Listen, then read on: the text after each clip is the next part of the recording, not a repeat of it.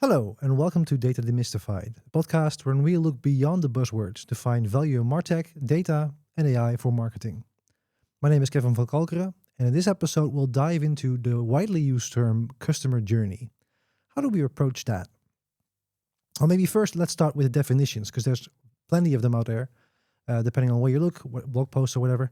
And I think they all boil down to the same thing. It's a set of interactions with your brand leading to the fulfillment of a need. Now, that already is kind of paradoxical because it only focuses on your brand. But what I like about it is that it has the generic term need in it. So you're not focusing just on B2C, not just focusing on web shops or also include B2B or maybe even service needs, right? So we might often limit our perspective of a customer journey to more the commercial side of things. Whereas in reality, you could have a journey that leads to maybe newsletter signups, complaint forms, maybe getting a quotation from a website, all those things. So, and of course, a part of that can also be offline. So, knowing what it is, now why would we go about this? It's almost like a given that if you are a specialist in marketing or UX, the customer journey is going to play some part of your job.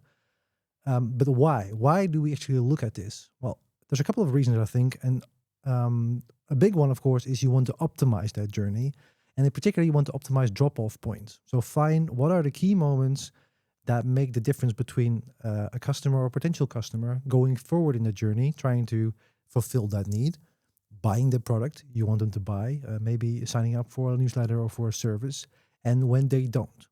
And finding those key moments can really make a difference in your bottom line and maybe even the engagement or the happiness of your customers. Now, another reason, of course, might be that you want to check out what the actual, how clear and how distinctive your propositions are. So if a customer journey betrays the fact that people might be confused about what they're going to find in your web shop, what are they looking for, what content do you offer, and does it really offer answers to their questions? Or maybe they seem to be browsing about but not really knowing what to find, what to buy. That might be indicative of your propositions aren't that clear. So it also has a more strategic impact rather than just an operational one. I think third, and that's kind of a mix of the two, is that you might want to optimize your marketing mix. So if we know that some parts of customer journeys are best served via channel A, maybe paid media, and others are maybe best served with maybe a human touch, a sales agent reaching out and trying to get you to a next phase in the customer journey. That, of course, really impacts the way you can make a return on investment. We're talking the marketing mix or marketing sales mix. So those three moments, those three key points, I think, optimizing drop-off, finding clarity and the strategic impact of your propositions, and optimizing your marketing mix are the three main reasons we're trying to look into the customer journey. Now, when we're talking customer journey analytics or customer journey mapping, one of the bigger aspects of that typically is the digital or the online of your customer journey. That's for obvious reasons. We can measure that part of the customer journey way better than we can the offline parts. If you're talking B2B, you might enter your sales touch points or your conversations with your client. You might enter them in your CRM system. That has its own data quality questions sometimes, but overall, that is something you can measure at least. If we're talking more clicks and bricks type of situation, if you have a customer loyalty card, perhaps you can tie purchases to that, but not every aspect of a customer journey in your supermarket is that clear to map, not on a quantitative level. So depending on the business, it's harder to do this correctly and extensively, and therefore we typically tend to look for online more than offline. Now, with that vast amount of data comes another challenge, and that is that if you have that much data, it can also be overwhelming. And what we tend to do when we don't really know, so either if we have a lack of data, a lack of certainty, for instance, physical shops, or maybe a lot of touch points that are not your own, because you have a lot of content out there on different platforms that are not your website, or if we have too much data and we tend to get buried in it, then we might have a tendency to maybe make it more abstract. That's also because a lot of the theory about this is quite abstract. So depending on the model you have, it's all based on a theory. If you look at AIDA models, so attention, interest, desire, and action, right? Those four phases of a funnel where we get from some kind of awareness about the brand to actually buying or at least completing the need, the action part, that's very much built up in phases that are quite abstract and quite intangible. The same goes for Kotler's 5 A's from awareness, acquisition, and advocacy. What I like about the latter model is that it has 5 stages where the journey doesn't stop when they've reached their action, which is the last A in AIDA, but rather it continues with a form of advocacy. So that means that your customers might implore other potential customers to become a customer as well. So there's more of a loop in there. But in both cases, it's quite abstract, which is nice for communication purposes. We can really visualize that type of a journey going on and what phase are we, but it's not as easy to tie that to a particular actual data points, and we cannot really look into the heads of our customers or our visitors and pick out, all right, you're definitely now in the desire phase. There's always a kind of a trade-off between an abstract and easy to communicate type of model versus the actual world where we have data points that are not always as easy to label. Now, another pitfall for this is, of course, that the B2B companies have a way more complex customer journey typically. Not just because touchpoints might be less digital, you might have your sales agents that do their own thing or maybe even run their routes, but also you might have a bigger DMU, a bigger decision-making unit than when you have in a B2C company. If you want to buy a smartphone, you go online, look for smartphones, I buy it. If we're buying new software for our company, then that might be a decision where marketing is involved, where IT is involved, or maybe legal is involved, perhaps the end user of that software as well. And that makes for a very complicated journey that has multiple facets. And then it's really about who of those in the unit do we focus on, or do we focus on all of them? And how do we make sure that we don't blur all those 4 different types of mini journeys really into one very unclear aggregation of a customer journey? So if we're talking B2B, the risk is that you don't really have a journey at all, or we try to oversimplify them, whereas they might have different stages. And I think that also boils down to the fact that we often think inside out for the journey, right? When we start out, we think what should be the process for customers to get to our service, to get to the sign up, to get to the quote, and so on. Whereas the customer journey really starts, and we'll talk about this more later, with the need that arises for this particular customer, potential customer, not so much when they land on your website and you direct them to the buy button, basically. So that's one part of it. And the other part of it, and that comes with the territory, is that the customer journey aspect of things is typically owned by marketing. Now, marketing is quite equipped to do this, but we're typically not the only facet in a customer journey, right? Maybe if you start with marketing campaigns, yes, we might be the instigator of it.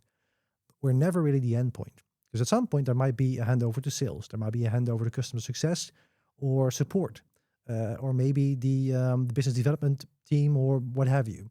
All those different links in the chain that also make up a different part of the customer journey. And to be able to really visualize, represent the customer journey in a factual manner, it shouldn't just be owned by marketing, I think. Now, in every episode, we'll also take a look at a common belief or a buzzword and see what it holds up and what doesn't. And today we have a listener's question, actually, that is the following. What to you is the perfect way to approach a customer journey? Good question. So I think the perfect customer journey doesn't really exist. If I ask 3 friends how they do grocery shopping, for myself, I have a weekly meal planning chat with my wife, and then we order those groceries and we add other products as we go along. I have friends that do grocery shopping every day, and I have friends that rarely shop in supermarkets. And all those differences only become visible once you have already become tied to a specific supermarket or a shop, let alone before you actually make the choice of where you're going to shop for your groceries typically. So even for something arguably universal and non-complex as grocery shopping, there's plenty of different journeys, and some will be closer to what those shops envisioned as their customer journey than others. So perfect? No, I don't think so. But we can aspire to find the optimum between what your market needs and what you have to offer, by making the fulfillment of that need as easy to achieve as possible in your case. So now you know what a customer journey is and why it matters. How can you get the most out of it? because there's no such thing as a perfect customer journey. And because of that, we also tend to fall sometimes in the pitfall of making it too abstract. Well, what you really need is concrete data-driven insights. And what I think helps to not get overwhelmed by data is the realization that data is not just ones and zeros. Data should be a proxy for behavior and intention in our field. We're not talking about financial statistics. We're talking about actions real people did. And that tells you something about the way they try to fulfill your need. So page views on a blog post are not just a technical load of a page. There are indications of a need for information or inspiration. And those data points, you can connect them to the theoretical framework of your choice. So you can bridge those AIDA or Kotler's 5A's frameworks by making the bridge between those and the data points, page views, clicks, downloads that represent an action in those different stages of the customer journey.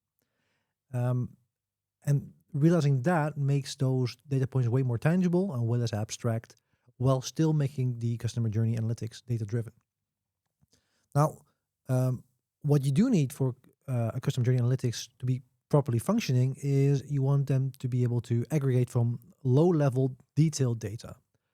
So you like to aggregate those things on statistics, how many people view this page, or how many people dropped off there, and not just look at what happened in statistics, but then you might try and drill down, because the issue with most data is that it tells you the what, it doesn't tell you the why.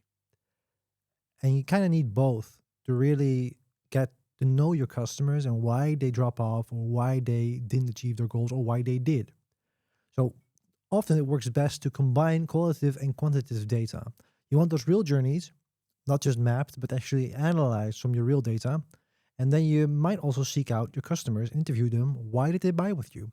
And if you're in B2B, because this is easier there and way more impactful, also consider loss interviews. So we typically try to talk to customers that like us. Why do you like us? Why do you buy from us? What do you like about us? How can we help you better?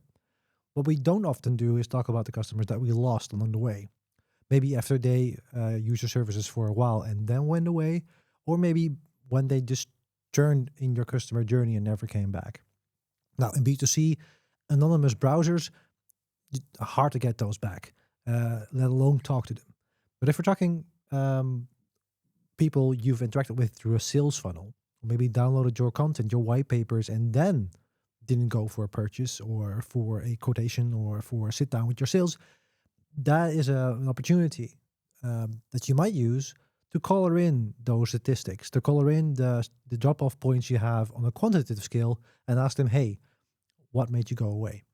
Now, there's different resources for this. I'm not a qualitative research expert, but definitely look into this to combine the two. And even if you don't do it 100% according to the academic standards, then still that you might learn a lot. Now, how do you get those data points? It doesn't have to be a very expensive platform. Yes, there are those out there, and they do very great things if you're looking for enterprise-scale data solutions.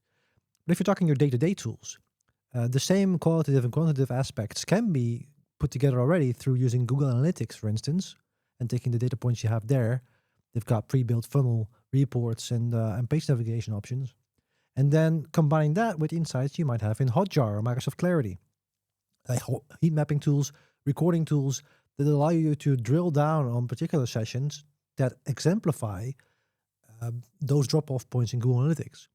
So if you've seen that certain people maybe didn't go beyond a certain blog post, they never really reached the call to action you want them to, they didn't download that white paper that you really worked hard on, then look at those sessions on Hotjar and see why they didn't. Why did they stop? Did they actually read the entire blog post? Did they go up and back? That really tells you something that's more of a qualification of their behavior, and vice versa. Now, another thing that data does really well, beyond the gut feeling you have when you make more abstract customer journey maps, is that you can look into the customer journeys each of your segments has. In B2B, that's useful, and you can also do the same thing for different champions, different stakeholders in your DMU. For B2C, different segments, different value segments maybe even, can be mapped to their own customer journeys. And maybe they're not that different, but finding out if there are different journeys, that alone is useful, because typically we tend to think about that perfect customer journey. What is the path we envisioned for them to get from point A to point B, or from point A to the sale? Whereas in reality, there might be 100 customer journeys. Some of them maybe split between segments, some maybe between day and night. It's those different angles you can take where you can really find differences and ways for optimization in your customer journeys. Now, we have to be aware though, because data can also give us a false sense of security. That doesn't tell you a couple of things, data, typically. And one of the biggest is that the things that happen outside of your own touch points. Even if you have the best first-party data, then what happens before they land on your website, before they open your app, before they walk into your store and open your emails, that's kind of a black box. And even Google or Meta, that maybe the platforms that actually led to visiting your page, don't really tell you that. They might give you information about the demographics of your users and the audience of people that interacted with your ads, but they never really tell you what they did. They don't really tell you what other content they looked at. You might get specific interests or more generic statements about your audience, but that's it. So the customer journey doesn't start in reality when they log onto your website. It starts way earlier, and that might involve those big platforms that don't tell you a lot. So keep that in mind. It's one of those known unknowns that you really should have in the back of your head when you draw conclusions from your data. And I think that also extends to the competitive position you have or your proposition has. So are you the first choice or are you the most convenient choice? Did people browse on your website, but did they also have a customer journey simultaneously in another competitor? You don't know those things. Maybe if you those interviews that I talked about before, you might get an inkling about, do people actually consider alternatives? I think that's a very good strategic insight to have for marketing. But you don't really know what their journey is with your competitor. That's also good to take into account. Perhaps at some point there's a gap in your customer journey that they fill somewhere else because you fail to represent that part of information that they do need to get to an informed decision. And I think another blind spot we typically have, which I addressed when we talked about the definition of customer journeys, is that you can ask yourself the question, what happens after that initial fulfillment of that need? So when the journey from that definition ends, what's next? What journey do they then go on? If it's a one-off, maybe that's good enough. If every journey leads to another similar journey, when you order pizza, for instance, maybe that's fine. There's not a different follow-up customer journey, really, for most cases. But if you're talking a more complex situation, if you're talking subscription models, if you're talking retention or contract offers, you might also take into account how does their follow-up journey lead to certain increases in customer lifetime value or decreases in that. When do we have to offer them something to keep them on board if they decide to churn? What's indicative of that? So what is their churn journey? How long is their journey to first service point, for instance? What is the next best offer for them? And how can we get them there in a cost-effective manner? And especially for B2B, if you're talking high contact support organizations, if you have very complex offerings, your customers might end up costing a lot of money if you don't supply them with the right information. And then they end up going to your support desk, which is fine if that's one of your key points, if you're one of your USPs. But often it's also a way to lose money on a customer that might be very profitable, but ends up not being so much. So also taking that into account after that initial sale, and this is an important point, does lead to a better and a profitable journey or set of journeys, really. Now, you can get an idea about how you perform in the market compared to your competitors, but it often involves market research. How brand aware are your potential buyers? Do they know your brand? Do they know about what you offer? Do they know about your competitors? And how do you rank about that? But apart from some indirect readings you can get from search ranks, a lot of this is typically done through panels, questionnaires, big market research bureaus that do this for you, which tend to be very expensive. If that for your brand works, very good, so because that actually fills in some blanks you might have on a strategic level. If it doesn't, then again, this is one of those unknown unknowns, so those known unknowns, I mean, that you should probably take into account when you do those analytics. So when you want to go a level deeper then in your analytics, and you really want to tie together all those data points across different platforms you have that collect data, you might run into technical issues about connecting that data. So not every visitor in platform A might be tied to a visit or a session interaction in platform B. You might not know which web visitors ended up downloading that white paper. That can be fine.